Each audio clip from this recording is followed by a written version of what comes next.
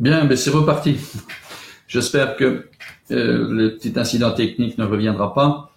Je ne vois pas de possibilité de recevoir de l'information. Je ne sais pas comment ça se fait, mais enfin bon, voilà. Donc, je vais commencer. J'espère que vous allez vous brancher et puis qu'en fin de compte, les personnes qui pourront revoir ma vidéo en rediffusion, ben, auront au moins le début de cette vidéo qui sera correct. Je me nomme Giulio Fioravanti. Je vais faire un petit bonjour aux gens qui vont se présenter. Voilà, à vous tous. Voilà, à vous tous. Aux gens qui vont se présenter. Et voilà. Donc oui, donc je me nomme Giulio Fioravanti. Je suis praticien en magnétisme épigénétique et je suis le fondateur de cette méthode. Je vais vous expliquer un petit peu pourquoi pas maintenant. En effet, c'est quelque chose qui m'est venu suite à une vidéo que je viens de visionner il y a quelques heures d'une amie qui s'appelle Joanne Fontaine. Et puis je me suis dit bon, au lieu d'attendre toujours que ça se passe bien, eh bien je vais faire ça tout comme ça, brûle pour point. Alors aujourd'hui, ça sera surtout une présentation de ce que je vais vous proposer dans les jours à venir. Vous allez voir, c'est un programme assez chargé, peut-être ambitieux, mais enfin je compte sur votre indulgence pour justement en tirer le fruit et non pas voir les imperfections techniques, par exemple, comme ce que j'ai pour l'instant. Bonjour Brigitte, je vois que Brigitte est là. Je vais envoyer ça ici. Voilà, un petit message. Merci Brigitte. Merci.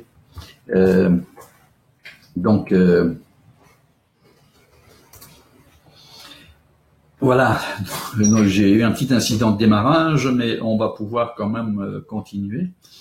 Donc, pour ceux qui ne me connaissent pas, je pratique le magnétisme épigénétique.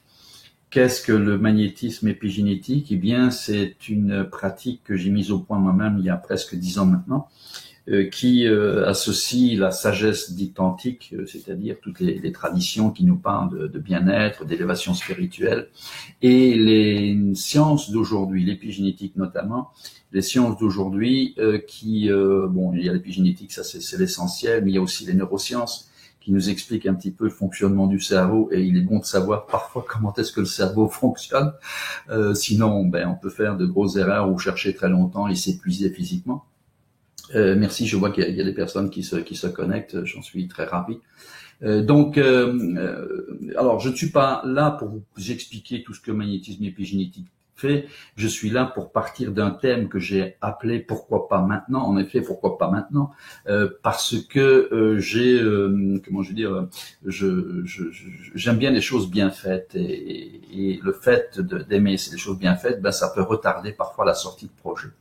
Et comme je le répète, j'ai écouté une vidéo il y a quelques heures d'une amie qui est une femme remplie de joie, remplie de puissance, remplie d'énergie, mais qui souffre actuellement dans son corps, et malgré tout nous transmet des messages de joie et d'amour et de vie surtout.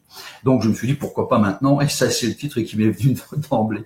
Donc pourquoi pas maintenant, en effet, dans ces thèmes, dans ces séries de vidéos de live que je vais mettre à partir de demain, à partir de midi et quart chaque jour, je vais vous parler de différentes choses. Alors je vais vous parler de différentes choses qui vont peut-être vous,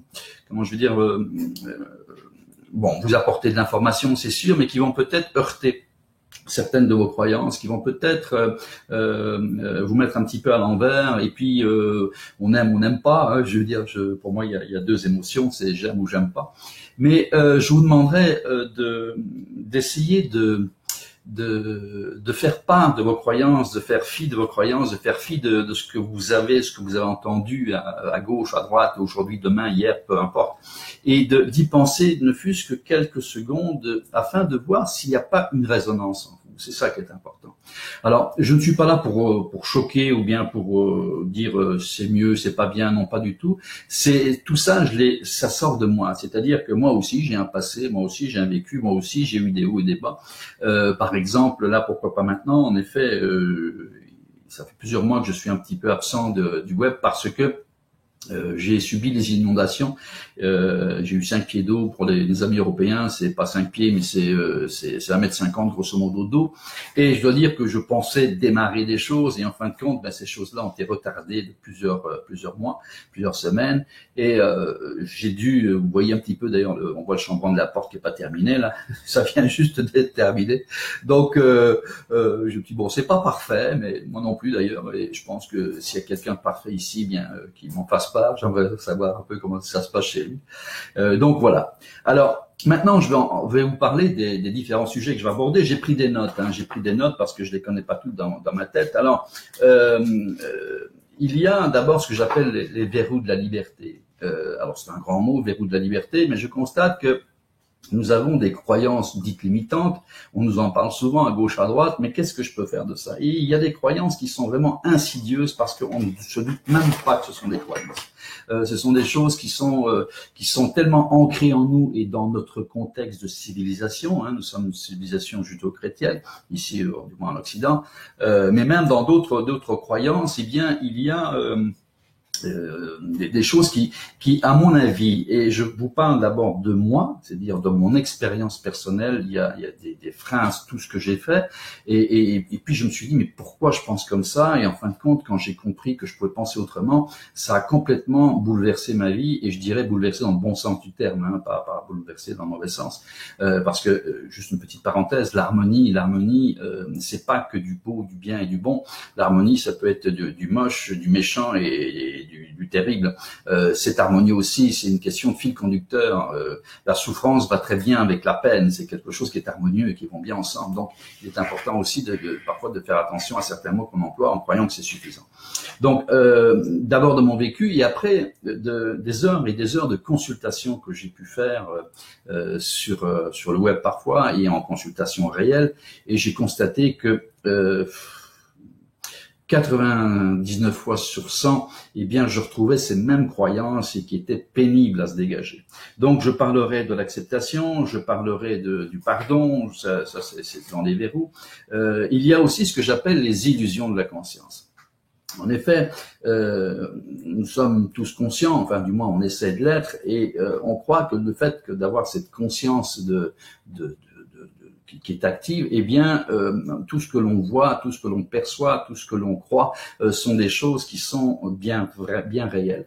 Or, suivant l'état dans lequel on est, c'est-à-dire si on est dans un état de souffrance, si on est dans un état de peine, un état de désespoir, un état de dépression, eh bien, ce qu'on voit n'est pas la réalité. Ce sont à travers nos lunettes. Vous voyez, je mets des lunettes parfois pour l'ordinateur parce que les rayons font mal aux yeux, il paraît, donc je mets des lunettes, soi-disant qui arrêtent les rayons, j'espère. Eh bien, on va parler un petit peu des états vibratoires. Bien sûr, je parle énergie dans le sens que magnétisme, c'est l'énergie. Donc, je vais parler de tout ça en termes d'énergie. Et je dois dire que souvent, on choisit des chemins de vie qui sont teintés par nos illusions de la conscience et qui nous mènent sur des voies de garage. Alors, il y a ce que j'appelle la liberté de conscience. Est-on vraiment libre de penser ce qu'on veut? Enfin, dans le sens, je parle pas de liberté d'expression. Je suis pas mon domaine. Je fais pas de politique. Je parle de liberté, c'est-à-dire que c'est quoi être libre être libre pour être heureux? Comment est-ce que je peux être libre pour arriver à un accès de bonheur, à accéder au bonheur, accéder à une joie? Il y a aussi, je vais vous parler de ce que j'appelle le Big Bang intérieur. En effet, l'univers a fait son Big Bang, c'est bien clair. On voit bien à partir d'un petit point, comme nous dit la physique, un petit point rempli d'énergie, eh bien, ça a fait son Big Bang. C'est ça qu'on peut apprécier, qu'on peut admirer. Les étoiles, les galaxies, la Terre, la planète Terre, c'est magnifique. Et je pense que nous, humains, à l'instar de l'univers, nous devons faire aussi notre Big Bang intérieur. C'est-à-dire que actuellement, nous sommes tous un peu, enfin tous, disons, une majorité de personnes, si on peut dire, tous pris comme ça. Et je veux dire par là que l'ego, les émotions, la perception, mon intelligence, mes croyances, etc., tout est pris comme ça. Et dès qu'il y en a un qui vibre, eh bien, c'est notre nature entière qui encaisse. Une mauvaise perception, c'est notre nature entière. Une émotion désagréable, c'est notre nature entière. Et je pense qu'il est indispensable de faire ce que j'appelle son Big Bang intérieur, c'est-à-dire les émotions, les perceptions, nos croyances, mon ego, mon intelligence, et en fin de compte, constater qu'on n'est pas tout ça, que tout ça sont des outils. Et si on les considère comme outils, ben ça va bien mieux dans notre corps, parce qu'on peut très bien être, comment je veux dire, en joie à l'intérieur. Quand je veux dire en joie, c'est pas sauter au plafond, mais dans une situation difficile. On peut très bien avoir une émotion désagréable, mais cette émotion n'ira pas toucher ce que j'appelle notre bonheur intérieur. On peut très bien être intelligent, mais ça sert à quoi l'intelligence? Je fais quoi avec mon intelligence? Est-ce que c'est pour me masturber l'esprit? C'est-à-dire, est-ce que c'est pour lire des livres compliqués et puis dire waouh, je suis un balèze, moi t'as vu ce que j'ai lu là, et je comprends. Tu comprends pas, hein, ben c'est parce que moi je suis intelligent. C'est pas ça l'intelligence. Les croyances limitantes, les croyances, ce que l'on croit pur et dur, et qui fait que bon, on se heurte aux autres, on n'accepte pas, on lutte, on veut absolument faire approuver notre croyance parce qu'on est sincèrement convaincu que notre croyance est juste. Donc tout ça fait en sorte que j'aime dégager tout ça. Je ne suis pas une croyance. Je ne suis pas une croyance, je ne suis pas, je suis bien autre chose que tout ça, et donc c'est cela que je voudrais faire apparaître dans ce webinaire. Alors dans ce live. Alors il y a aussi bon ce que j'appelais les limites de la conscience humaine. Enfin en effet le passé, le présent et le futur, on vous en parle tous, hein, l'instant présent, mais le passé, qu'est-ce que c'est en réalité? Et pourquoi le passé est toujours actuel? Pourquoi, quand on pense à une situation du passé, on dirait qu'on la vit maintenant? Et ça va rejoindre un petit peu les neurosciences qui nous expliquent comment ça fonctionne dans le cerveau et comment on peut se débarrasser des effets du passé sur le présent, notamment des personnes qui m'expliquent des choses assez horribles dans les consultations et qui sont toujours aux prises avec ça, aux prises avec ce côté souffrance, ce côté peine, ce côté qui les amène vers le bas. Et donc, bien, je vais expliquer tout simplement la mécanique intérieure qui fait qu'une fois qu'on a compris ça, eh bien, on peut justement, en faisant notre Big Bang intérieur, comprendre que notre passé c'est un album, et puis en fin de compte, cet album, bien, je peux le consulter si je veux, mais je n'ai plus à revivre ce que j'ai vécu. Il y a aussi, bon, on parle souvent d'amour de soi, amour de soi, et j'entends souvent, d'ailleurs vous devez l'entendre aussi, c'est mon chien qui fait des siennes en haut. Je ne sais pas si on dirait. J'espère qu'elle n'est pas arrêtée pour vous. Donc je disais que c'est mon chien qui faisait des bruits en haut. L'amour de soi. J'entends souvent parler d'amour de soi et je constate quand je pose des questions aux gens que je consulte, qui me consultent, qu'est-ce que c'est l'amour de soi? J'ai toutes sortes de variations. Or que je pense qu'il n'y a pas 36 amours de soi, il n'y a pas 36 façons d'aimer.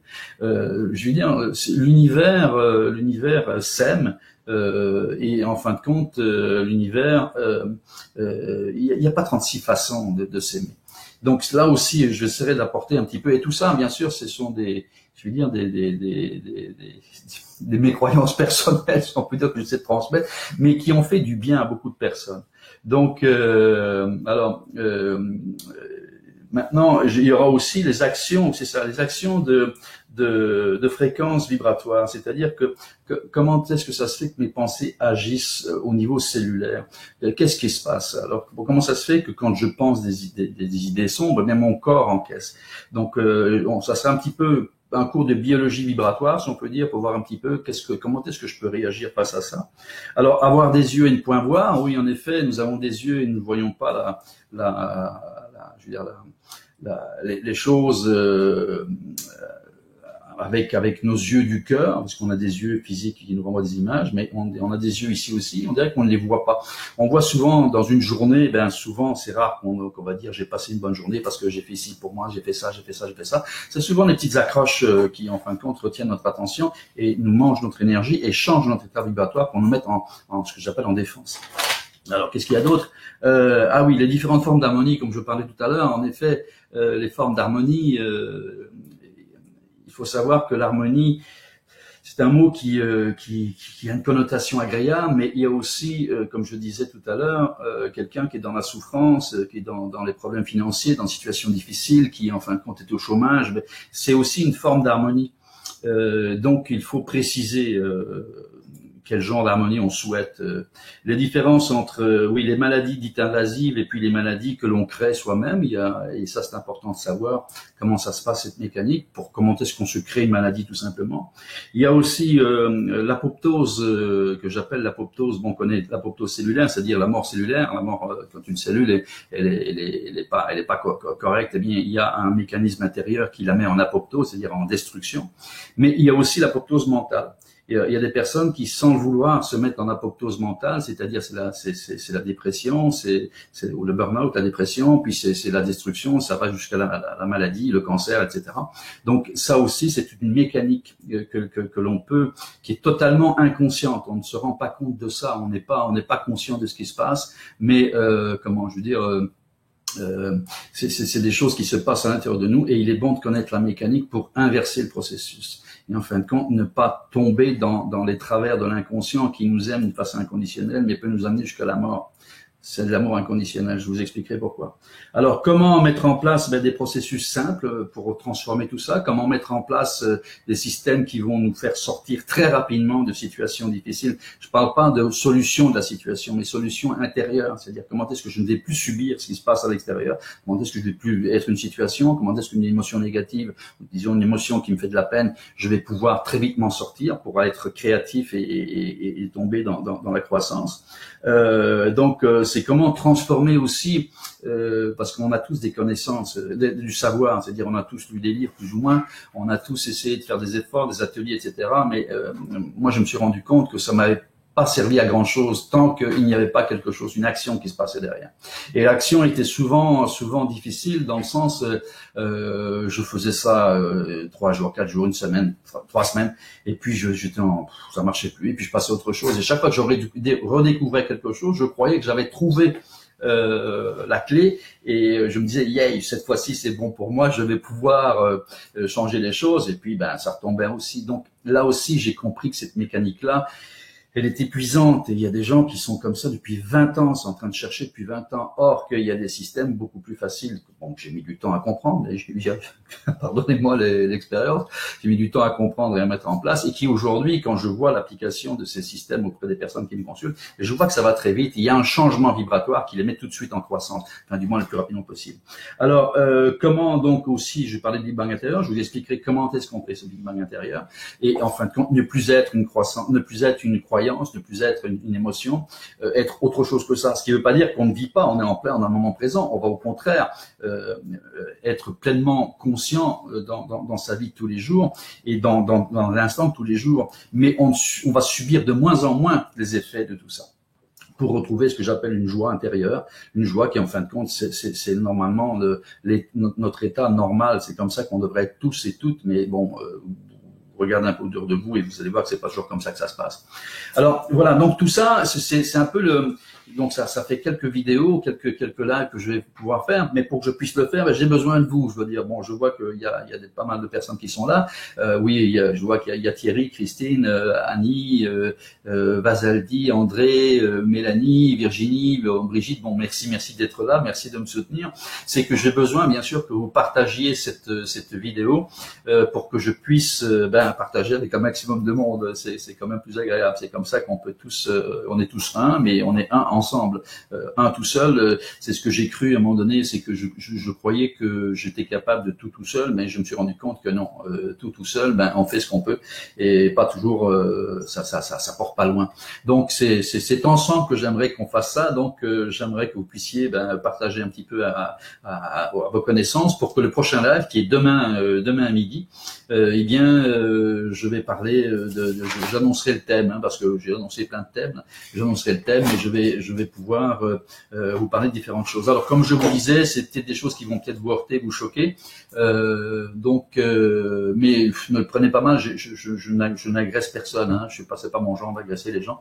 Mais j'ai une vision qui est. Ah, excusez-moi, j'ai un téléphone qui sonne, mais je vais l'arrêter. Je vais l'arrêter. Attendez un petit peu. Comment je fais pour arrêter ça? Voilà, c'est ça. Donc, je vais comment je vais dire. faire ça le plus simplement possible. Alors, ce sont des lives qui sont pas très longs. Ça va durer peut-être un quart d'heure maximum. Bon, ici, c'est peut-être un peu plus long. Je sais pas combien de temps j'ai mis, mais bon, c'est parce qu'il y a une présentation. Donc, écoutez, je vous souhaite une très bonne journée en Europe et puis ici aussi au Québec, en espérant donc vous revoir demain. Et puis, si vous avez des questions ou des sujets que vous souhaitez que j'aborde, bah, c'est le moment d'écrire des commentaires. Et puis, je vais voir si je peux d'abord en parler. Et puis, en fin de compte, j'en parlerai à ma façon. D'ici là, ben, je vous souhaite du bon temps. Et puis, une chose qui est importante, c'est penser à vous et aimez-vous. Ça, c'est une base essentielle. À très bientôt. Je vous embrasse tous et toutes, bien sûr.